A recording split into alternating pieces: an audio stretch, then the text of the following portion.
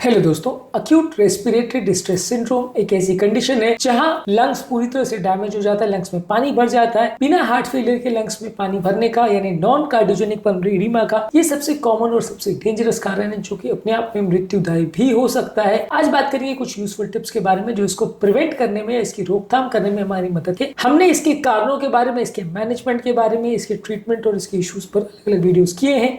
आज बात करेंगे इसके प्रिवेंशन पर। टॉपिक पर जाने से पहले जो लोग हमारे चैनल पर नए हैं उन्हें रिक्वेस्ट करूंगा कि चैनल को सब्सक्राइब करें, वीडियोस को लाइक करें, शेयर करें, फॉलो करें, कमेंट करें, पूरा देखें। टॉपिक इंपॉर्टेंट है, इसे अंत तक देखिएगा। चलिए शुरू करते हैं इंपॉर्टेंट वीडियो।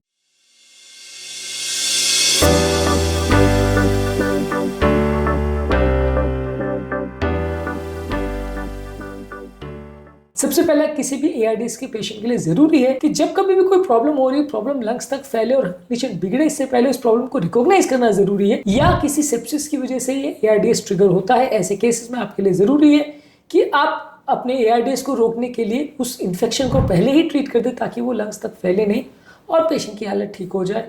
इस तरह के केसेस में अगर किसी व्यक्ति को कोई ट्रॉमा हो गया है, कोई चेस्ट इंजरी हुई है, तो वैसे केस में भी प्रॉब्लम, कई बार अगर इंजरी प्रॉपर्ली मॉनिटर्ड और मैनेज नहीं हो तो लंग्स में एआरडीएस हो सकता है, तो उसको अप्रोप्रिएटली मैनेज करिए। कई बार अनकॉन्शियस पेशेंट या सेमी कॉन्शियस पेशेंट में वॉमिटिंग होने से या कुछ थूक या कुछ खाद्य पदार्थ वो निगल लेते हैं, तो इसकी वजह से भी उनकी श्वास की नली में कोई खाद्य पदार्थ चला जाता है, तो वैसे व्यक्ति को भी एआरडीएस हो सकता है। सडन इन्फ्लेमेशन ट्रिगर हो सकता है जिसकी वजह से एआरडीएस आ सकता है। तो ऐसे व्यक्तियों को भी कुछ इस तरह के एस्पिरेशन को पहले से रोकना पड़ेगा।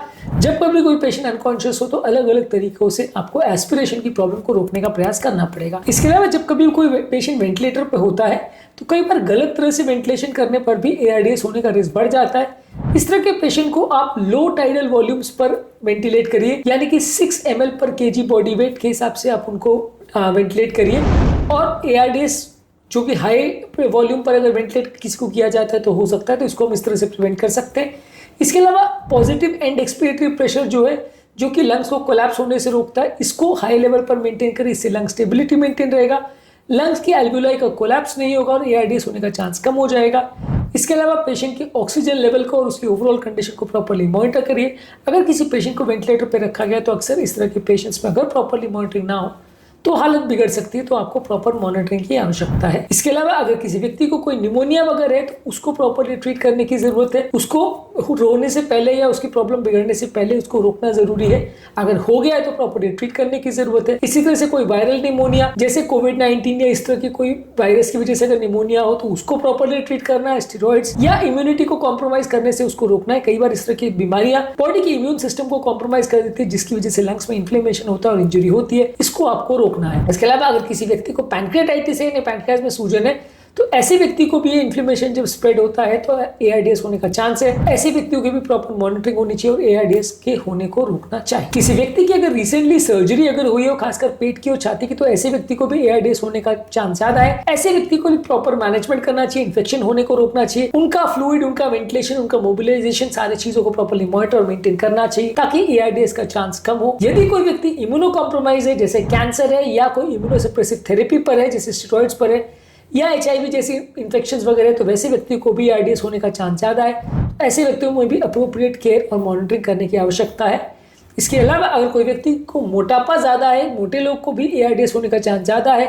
इनको अगर कोई इंजरी हो जाए या इन्फेक्शन हो जाए तो एआरडीएस होने का चांस ज्यादा है, तो ऐसे लोग को भी एआरडीएस होने से पहले आपको प्रिवेंट करना पड़ेगा। इसके अलावा अगर किसी व्यक्ति को कोई रिस्क फैक्टर है, खासकर स्मोकिंग, तो उसको अवॉइड करना चाहिए।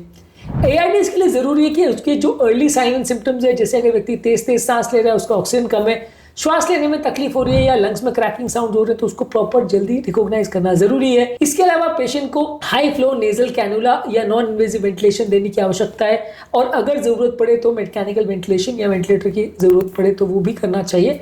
इस तरह के पेशेंट की कंडीशन बिगड़ने से पहले उनको प्रॉपर्ली मैनेज किया जाए तो ज्यादा अच्छा है। इसके अलावा कोशिश लोगों को ये करनी चाहिए कि अगर कोई भी टॉक्सिक फ्यूम्स या इस तरह के पोल्यूटेंट्स वगैरह हैं जो एआरडीएस की प्रॉब्लम को क्रिएट कर सकते हैं तो उनको अवॉइड करिए। ये सारे टॉक्सिक पोल्यूटेंट्स आपकी हेल्थ को बिगाड़ सकते हैं, तो उनको अवॉइड अवॉइड करिए। स्मोकिंग की जिनको आदत है तो स्मोकिंग को अवॉइड करना चाहिए, स्मोकिंग भी ARDS की प्रॉब्लम को ट्रिगर कर सकता है तो उसको भी अवॉइड करिए। इन्फेक्शन की रोकथाम करने के लिए प्रॉपर वैक्सीनेशन कराइए, खासकर निमोकॉकल और इन्फ्लुएंजा और फ्लू वैक्सीनेशन आपको प्रॉपरली करना चाहिए ताकि आपको निमोनिया होने का चांस कम हो जाए। हाथों को, चेहरे को, बॉडी को प्रॉपरली क्लीन और हाइजीनिक रखें ताकि इन्फेक्शन फैले नहीं और बॉडी के अंदर ना जाए। इसके अलावा अगर कोई ऐसा एरिया है जहां पे कोई व्यक्ति ऑलरेडी इन्फेक्टेड है तो उसके संपर्क में ना आए, प्रॉपर हेल्थ हाइजीन वगैरह का ध्यान रखें, पर्सनल प्रोटेक्टिव इक्विपमेंट्स वगैरह का प्रयोग करें ताकि इन्फेक्शन आपको ना फैले और ARDS होने का चांस कम हो जाए।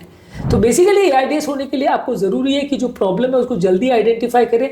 जो चीजें ARDS को ट्रिगर कर सकती है, जैसे इन्फेक्शन है, ट्रॉमा है, एस्पिरेशन है, उसको पहले से ही कंट्रोल कर लें। अगर कोई पेशेंट वेंटिलेटर पे है तो वेंटिलेटर के टाइडल वॉल्यूम्स को कम रखें, पीप सेटिंग्स और ऑक्सीजन कंट्रोल को प्रॉपर्ली मेंटेन करें। इसमें कोई गड़बड़ या चूक होती है तो ARDS हो सकता है। अगर कोई व्यक्ति हाई रिस्क है, जैसे पोस्ट सर्जिकल पेशेंट है या इम्यूनिटी कॉम्प्रोमाइज वाला पेशेंट है तो उसको होने का चांस ज्यादा है तो उस पर ज्यादा ध्यान रखिए। इसके अलावा किसी व्यक्ति को अगर इन्फेक्शन है तो उसे कंट्रोल करिए, इन्फेक्शन होने से रोकिए, वैक्सीनेशन करिए। स्मोकिंग और अल्कोहल या इस तरह की कोई आदत है तो उसको रिकॉग्नाइज करिए, उसको प्रॉपर्ली पहले से ट्रीट करिए। और यदि किसी व्यक्ति को ARDS चालू हो गया है तो उसको जल्दी रिकॉग्नाइज करके अप्रोप्रिएट तरह से ट्रीट करिए ताकि वो बढ़े नहीं, सिवियर ARDS में ना पहुंचे और व्यक्ति को जान का खतरा ना हो। आज के टॉपिक में हमने बात करी कि यदि किसी व्यक्ति को ARDS को रोकथाम करना है या उससे बचना है तो क्या क्या चीजें वो कर सकता है, क्या क्या चीजों पर ध्यान देने की आवश्यकता है ताकि इस लाइफ थ्रेटनिंग प्रॉब्लम से या सिचुएशन से वो अपने आप को बचा सके। इसके अलावा ARDS या इस तरह की बीमारियों पर हमने और भी बहुत सारे वीडियोस किए, उनको भी जरूर चेकआउट करें। उम्मीद करूंगा कि आज के टॉपिक में कुछ नई बातें जानने को मिली होगी। जो लोग हमारे चैनल पर नए हैं उन्हें रिक्वेस्ट करूंगा कि चैनल को सब्सक्राइब करें, वीडियोस को लाइक करें, शेयर करें, फॉलो करें, कमेंट करें।